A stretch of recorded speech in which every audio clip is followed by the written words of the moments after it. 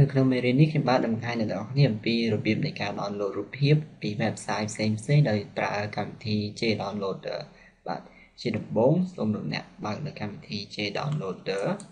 ហើយដើម្បី download នៅកម្មវិធីនេះលោកអ្នកអាចចូលទៅកាន់ website Camsastra បន្ទាប់មកចូលក្នុង download រួចហើយនោះលោកអ្នកនឹងឃើញពាក្យនៅក្នុងជម្រើសលេខ10នេះគឺមាន JDownloader សូមលោកអ្នក download នៅកម្មវិធីនេះហើយ install នៅក្នុងកុំព្យូទ័ររបស់លោកអ្នកបន្ទាប់មកសូមលោកអ្នកបើកនៅកម្មវិធីដែលបាន install រួចបាទនៅពេលដែលបើកដំបូងលោកអ្នកអាចធ្វើការ update នៅពេលដែល update រួចរាល់ហើយលោកអ្នកអាចធ្វើការ download បានហើយបាទដើម្បី download រូបភាពជាដំបូងសូមលោកអ្នកចូលទៅកាន់ website ដែលលោកអ្នកចង់ download រូបភាពនោះឧទាហរណ៍នៅក្នុង website នេះរូបភាពនេះលោកអ្នកចង់ download ដូច្នេះគ្រាន់តែ right click បន្ទាប់មកជ្រើសរើសយកពាក្យ copy image location បន្តមកទៀតលោកអ្នកចង់ download រូបភាពនេះមួយទៀតអញ្ចឹង right click copy image location បាទលោកអ្នកអាចធ្វើបែបនេះចំពោះរូបភាពផ្សេងៗទៀតតាមដែលលោកអ្នកចង់បានហើយចង់ download នៅក្នុងករណីដែលលោកអ្នក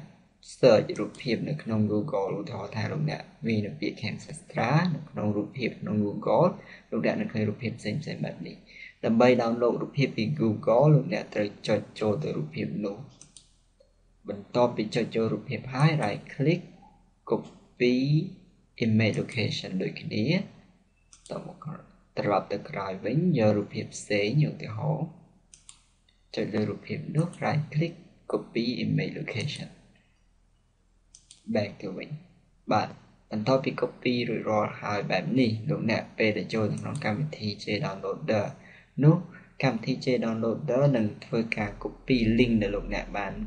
right click ហើយ copy image location ទាំងអស់បាញ់មិញបាទយើងបាន copy 4រូបភាពដូច្នេះរូបភាពទាំង4នឹងបង្ហាញនៅក្នុង link grabber ដែលមានត្រង់ចំណុចនេះបាទដើម្បី download សូមលោកអ្នកចុច continue with all ដើម្បីឲ្យកម្មវិធី JDownloader នេះធ្វើការ download នៅរូបភាពទាំងនោះបាទដល់ពេលដែល continue with all នោះ JDownloader នឹងចាប់ផ្ដើម download នៅរូបភាពហើយនៅក្នុងករណីនេះគឺ download ម្ដង2រូបដោយសារយើងកំណត់ឲ្យ download ចំនួន2បើលោកអ្នកចង់ឲ្យ download ច្រើនអាចចុចតាមចំនួនច្រើនតាមដែលយើងចង់បានក្នុងពេលតែម្ដងជាការគួរដាក់តែ2បានហើយព្រោះដើម្បីកុំឲ្យកុំព្យូទ័រយើងមាន